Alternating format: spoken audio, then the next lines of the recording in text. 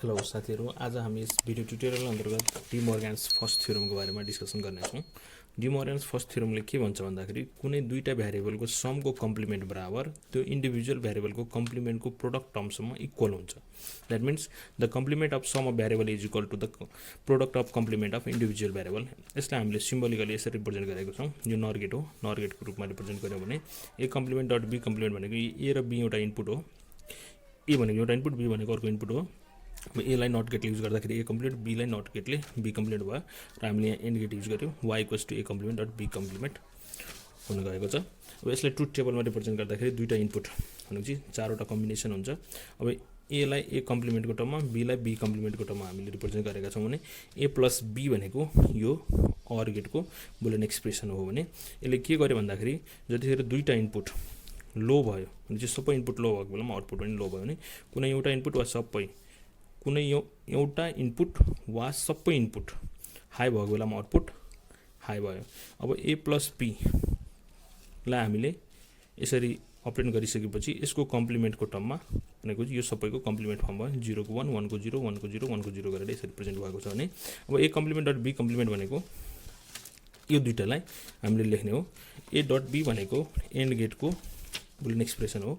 त्यसले के भन्छ भन्दाखेरि सबै इनपुट हाई भएको बेलामा हाम्रो आउटपुट हाई हुन्छ भने कुनै एउटा इनपुट वा सबै इनपुट लो भएको बेलामा आउटपुट लो हुन्छ भनेपछि यसको जुन आउटपुट आएको छ सेम यसको नै आउटपुट आएको छ भनेपछि यो दुईटैले सेम फङ्सन गर्छ भन्ने कुरा भयो र यो स्टेटमेन्ट यसरी भेरिफाइड गरेको छ। यसलाई हामीले यो ट्रेनर किटबाट पनि प्र्याक्टिकली हेर्न सक्छौँ। त्यो ट्रेनर किटबाट प्र्याक्टिकली हेर्नको लागि हामीले सबभन्दा पहिला के गर्छौँ भन्दाखेरि डिमोर्गन्स फर्स्ट थ्योरममा यो हाम्रो नर गेटमा एउटा इनपुट दिन्छौँ। यो एउटा इनपुटलाई हामीले यहाँ कनेक्सन गर्छौँ। अब हाम्रो अर्को इनपुट नै रहेको छ। अर्को इनपुट हामी जोड्नेछौँ। अब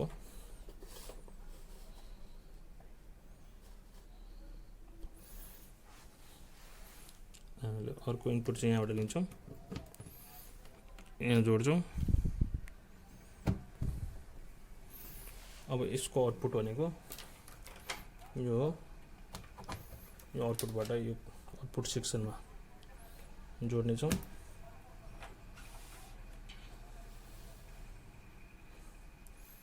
आउटपुट सेक्सनमा हामीले जोडिसक्यौँ। अब त्यस्तै गरेर अब यसलाई पनि त्यसरी नै जोड्नेछौँ। यस जोड्नको लागि हामीसँग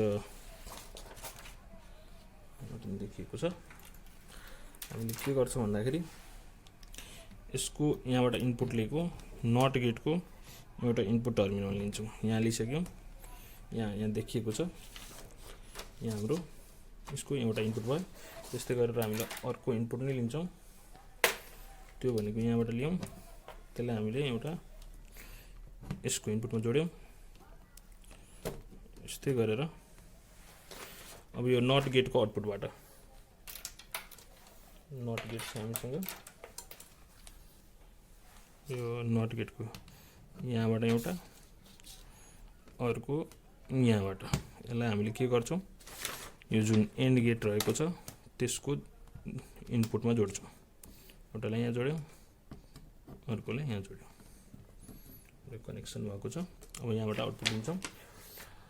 त्यसको लागि हामीले कनेक्टिङ वायर लिइसकेका छौँ।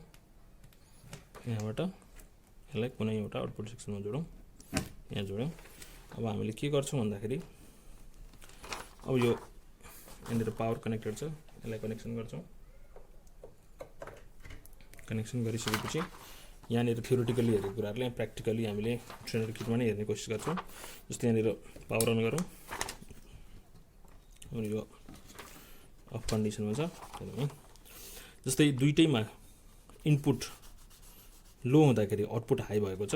यसमा नि मैले दुईटै इनपुट लो गरेको छु, यसमा पनि दुईटै इनपुट लो गर्दाखेरि हाम्रो दुईटैमा आउटपुट हाई आएको छ भने अब एउटा इनपुट लो गरौँ। जस्तै यो इनपुट लो छ, यसलाई हाई गरिदिउँ। यसमा नि यो इनपुट लो छ, यसलाई हाई गरिदिउँ। यो स्टेपमा भनेपछि दुईटैको आउटपुट लो भएको छ। त्यस्तै गरेर थर्डमा यसलाई पहिला